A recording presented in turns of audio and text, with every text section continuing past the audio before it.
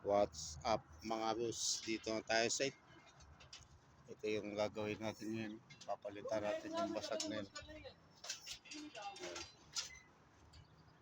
So yung unang ginawa natin yun, nag-assemble muna tayo ng scaffolding mga boss. Ito na yung mga pambato natin, no? Nakaposisyon na. Ayan. Dito na tayo sa taas.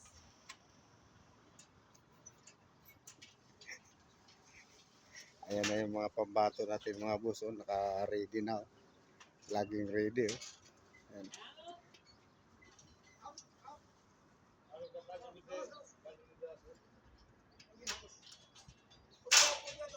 Giba naman muna da.